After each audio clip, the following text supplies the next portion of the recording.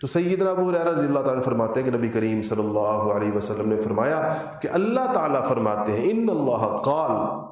من عاد لی ولیا فقد آذنتہ بالحرب، جس نے میرے ولی سے دشمنی کی میری طرف سے اس کے خلاف اعلان جنگ ہے۔ دیکھیں یہ بھی ایک عام مسلمان کے ساتھ ہمارے حسن ظن کے لیے یہ حدیث کہ ہمیں کیا پتہ اللہ کا ولی کون ہے۔ اللہ کے ولی کہ ٹھیک ہے، اسی کچھ علامات ہیں، مثلا صحابہ علماء نے لکھا ہے کہ اولیاء کی علامات ایک ہی ہیں کہ وہ نیکی کے کاموں میں مصروف ہوتے ہیں، طاعت کے اندر ہوتے ہیں، اعلانیہ اور کبیرہ گناہوں میں مبتلا نہیں ہوتے، اور ان کا وقت جو ہے وہ اللہ تعالیٰ کے ساتھ گزرتا ہے۔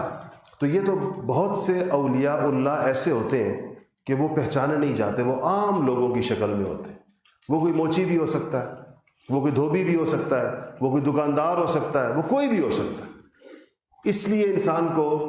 کسی کے بھی بلا وجہ عادہ کا مطلب ہوتا ہے کہ دشمنی، اس لیے انسان کو کسی کی بھی مسلمان کی دشمنی کے درپے نہیں ہونا چاہیے کہ ہو سکتا ہے کہ وہ اللہ تعالیٰ کا ولی ہو، اور اگر وہ اللہ کا ولی ہے تو اللہ کی طرف سے اعلان جنگ ہے۔